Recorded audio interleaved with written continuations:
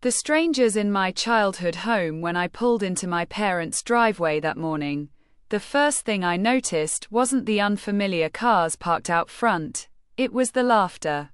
Children's laughter.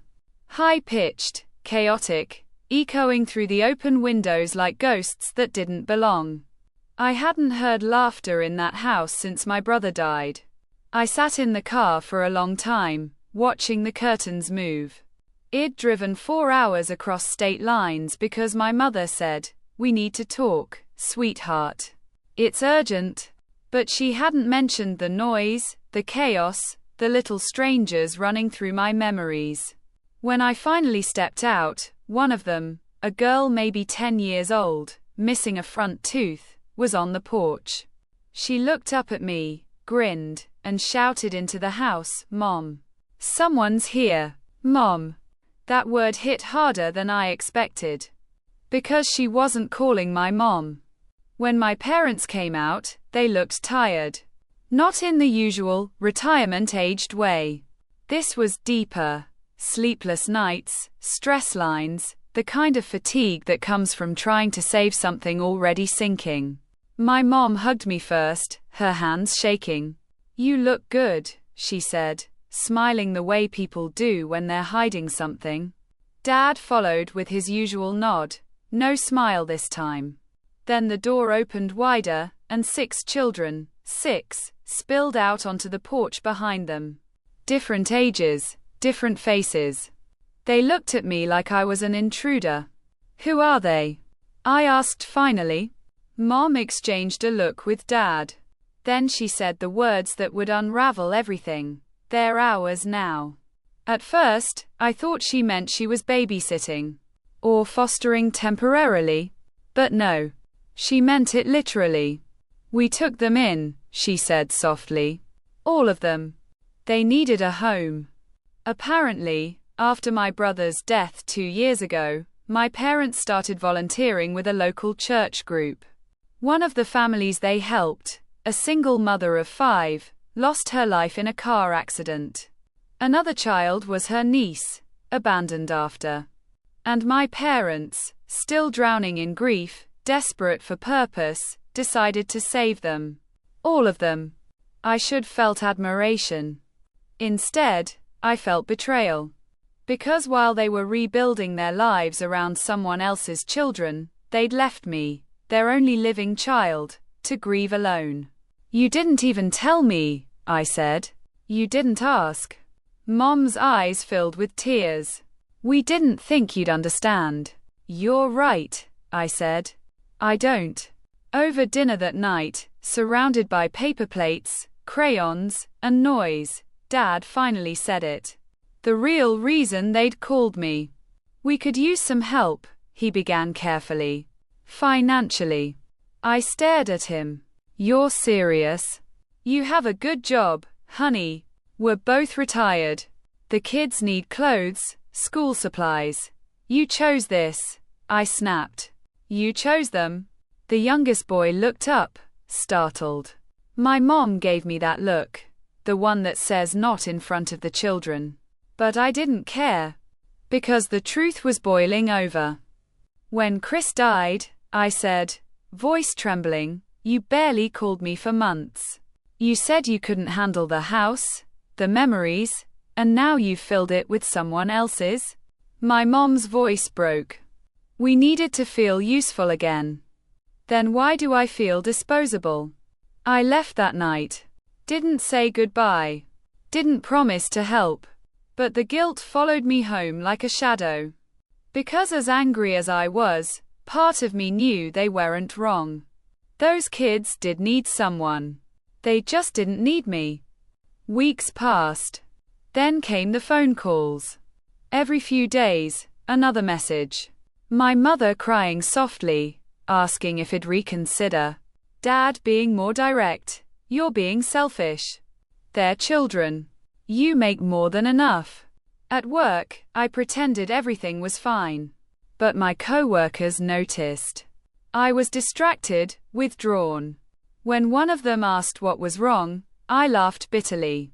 My parents replaced me with 6 kids and now want me to pay for it. She looked horrified. That sounds unreal. It was. One night, unable to sleep, I went through old photos. My childhood birthdays. Vacations. Chris in every picture, smiling, alive. My parents looked happy then. Proud, whole. And suddenly, I understood. They weren't trying to replace me. They were trying to replace him. A month later, I visited again. Not because I wanted to, but because guilt is a powerful thing.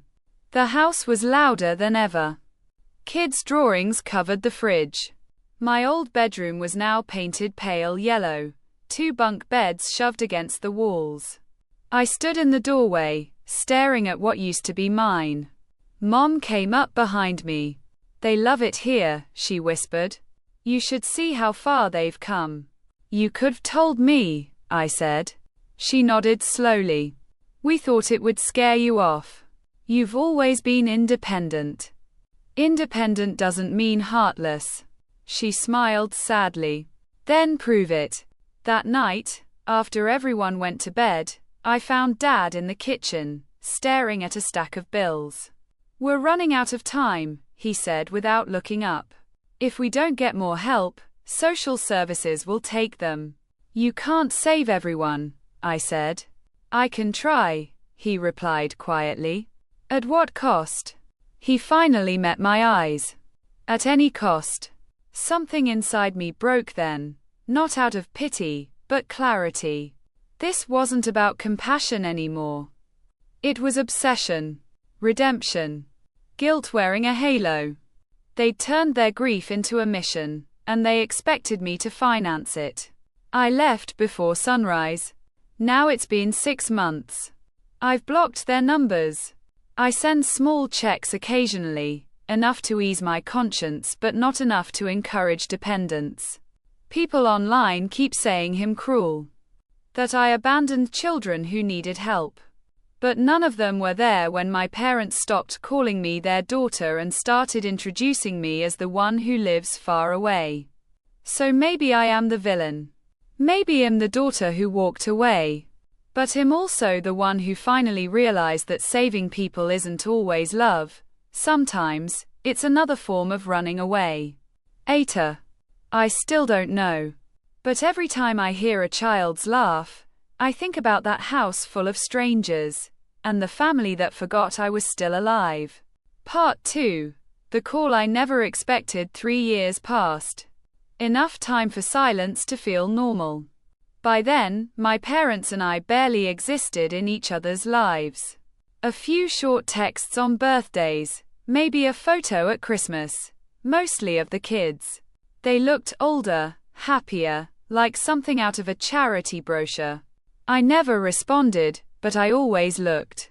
I told myself I'd moved on, that I'd chosen peace.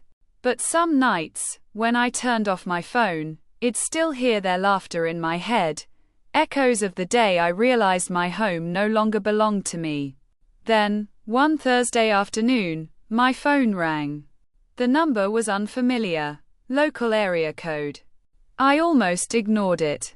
But something, instinct, dread, maybe both, made me answer. "Hello?" There was silence on the line for a few seconds. Then a voice I didn't recognize, low, hesitant, almost shaking. "Is this Leah?" "Who's asking?" "It's Adam," he said. "From your parents' house." I froze. Adam had been the oldest of the kids my parents took in. 17 at the time. Quiet, polite, always watching. I remembered him best because he was the only one who ever thanked me for visiting. "Adam," I said slowly. "It's been years. What's going on?" There was a pause. Then he said, "They're gone." At first, I didn't understand. "Gone where?" "Your parents," he said softly. They passed away. Both of them." My chest tightened. "When?" "Last week. Car accident." "I thought someone would've told you." "No one had." He said my mother's church had already held a memorial. The kids were being temporarily separated. half sent to relatives, the others to foster care. He was 20 now, old enough to live on his own. I didn't know who else to call, he said. They talked about you a lot, you know. Did they? I asked, voice sharper than I meant.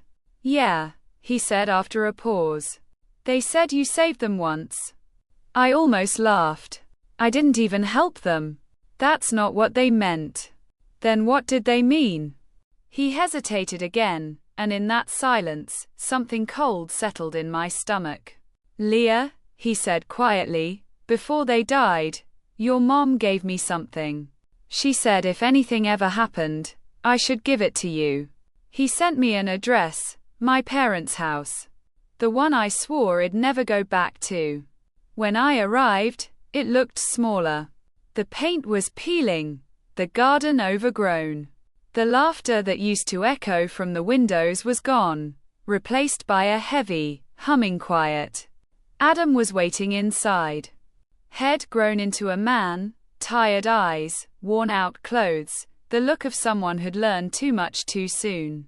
He handed me a shoebox. She said you'd understand, he murmured.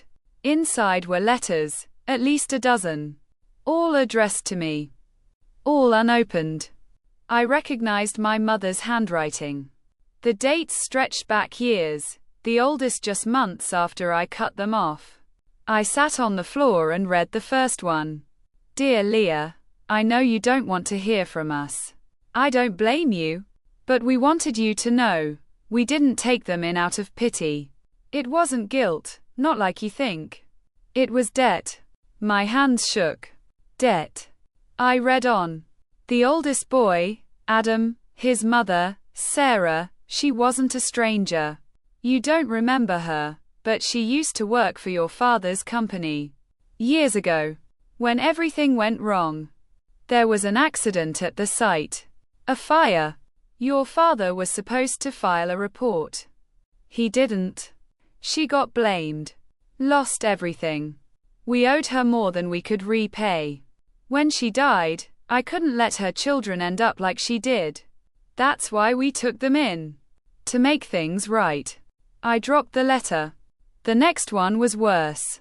Dear Leah, you once asked me why we didn't tell you sooner. The truth is, your father didn't want you to know. He thought if you found out what he'd done, you'd never forgive him. And maybe I didn't either. Taking in her kids wasn't forgiveness. It was punishment, for both of us. I sat there for a long time, unable to breathe. When I looked up, Adam was standing by the window, hands in his pockets. You knew? I asked. He nodded slowly. She told me some of it before she died. Said your dad was the reason my mom lost her job.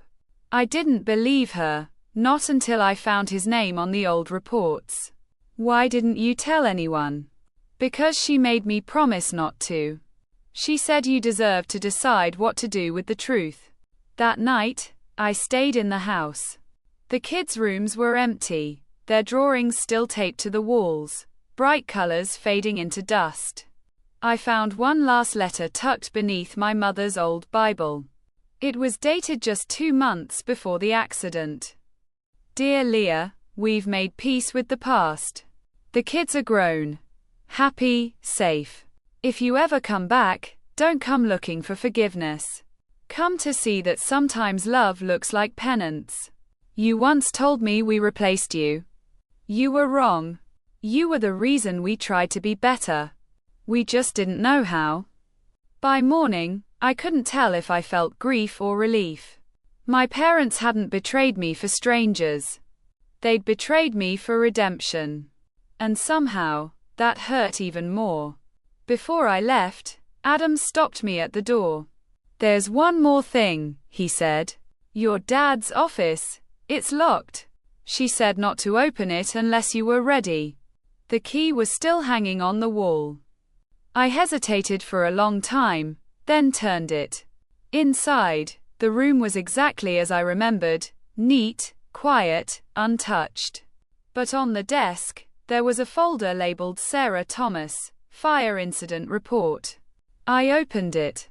At the bottom of the report, in my father's handwriting, was a single sentence: report destroyed by request. Contained evidence of faulty wiring. Company negligence confirmed. There was a signature beneath it. Not my father's. My mother's. I dropped the folder. All those years, it blamed my father. It thought he was the one who ruined that woman's life, who caused the chain of guilt that brought those kids into ours.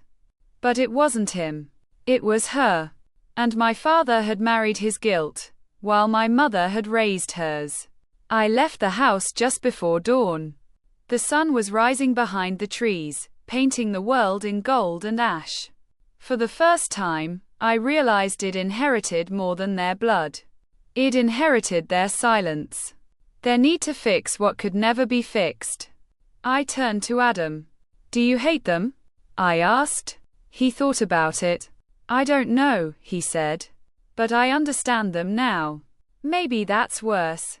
I drove away without looking back. The letters are still in my glove box. I can't bring myself to throw them away, but I can't reread them either. Some truths are too heavy to carry twice. So I keep driving, past the house, the memories, the ghosts, telling myself him nothing. But deep down, I know that if I ever see another lost child on the street, it'd stop. And that's how I'll know the story isn't over yet. Part 3. The child who knew too much. It was late August when the call came. I was in my apartment, unpacking boxes from a recent move, when my phone rang. The number was unfamiliar. Hello? I said, my voice cautious. Lee? I froze. The voice was soft, hesitant, but unmistakably familiar. Adam?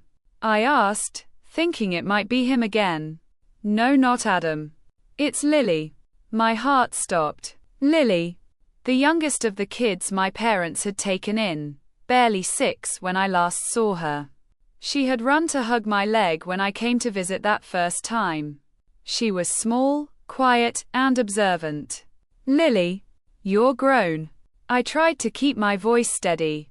17, she whispered. And I need your help. She arrived the next evening. She looked older, more guarded. The kind of person who had learned too quickly that the world isn't safe. You don't have to tell me, I said softly. I know the story. Your parents died. The house, everything. It's not just that, she said. Her eyes darted around nervously. Someone did it. I felt the blood drain from my face. Did what? The accident. It wasn't an accident. Mom and Dad, they didn't just die. Someone made sure they wouldn't live to tell the truth. I couldn't speak. I found papers, she continued. Letters, emails, someone at the company. They were angry. About the fire. About Sarah Thomas. About the report Mom found. She handed me a crumpled envelope. Inside were printed emails, anonymous threats, and a single typed note. You dug too deep. Stop now, or pay the price. It was signed with initials, R.T. I sank into a chair. Everything I thought I understood about my parents' deaths, their sacrifices, the redemption they sought by taking in those kids, it was all wrong. They hadn't just died because of a tragic car accident. They had died because someone wanted the past buried. Do you know who this is? I asked, voice shaking. Lily nodded. I think it's Rick Tanner. My mom mentioned him. He was a project manager at your father's old company. The fire, the incident report, he wanted it all hidden. If anyone found out the truth about your parents covering up the wiring, he'd lose everything. And now he made sure they couldn't speak. I couldn't breathe. The next days were a blur. Lily and I dug through everything my parents had left. Letters, folders, hidden binders with old corporate memos, photographs. Even an old USB stick my mother had stashed in a locked drawer. Every piece of evidence pointed to the same thing: my parents had been silenced. Not by fate, not by accident, but by greed and fear. It was Adam who helped us most. He tracked Rick Tanner's digital footprint, emails, travel logs, and financial records. By the time we pieced it together, the picture was horrifying. Rick had known about the fire years ago. The faulty wiring, the official cover-up. He had threatened my mother and father to stay quiet. And when they refused, he orchestrated the car accident to make sure they'd never speak again. The kids had been left behind, scattered to foster homes, as collateral damage in a corporate war. I sat in my parents' old living room, surrounded by evidence, letters, photographs, and the children they raised. I realized something devastating. They hadn't abandoned me out of selfishness. They hadn't chosen strangers over me. They had been fighting a war behind the scenes, protecting the children, trying to survive themselves, and keeping me safe from what they had uncovered. They died protecting us, Lily whispered. And that's when the guilt hit me like a tidal wave. All the anger, the resentment I'd carried for years, melted into grief and shame. I made a choice that night. We couldn't go to the authorities. Rick Tanner was too powerful, too connected. But we could preserve the truth, document it, protect the kids, and make sure that the story of my parents' sacrifice wasn't erased. Over the next months, we reconstructed their lives. Letters, emails, files, and created a hidden archive. A digital and physical testament to their struggle, their courage, and their ultimate betrayal. Adam became the guardian for the younger ones, and Lily stayed with me temporarily. We were no longer just survivors, we were witnesses.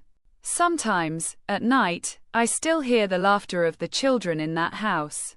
Not the chaos I once resented, but the quiet joy that my parents fought so hard to protect. I wonder if they ever knew how close they came to losing everything. Not just the kids, but me too. And sometimes I whisper into the dark, I understand now. I see everything. But even as the archive sits hidden in my apartment, I know the truth is dangerous. Somewhere out there, Rick Tanner is still free. And somewhere, the children my parents saved still carry the weight of what was done to them. I've kept my parents' secret. I've honored their sacrifice. But the cost is still mine. Because the story isn't over. And it might never be.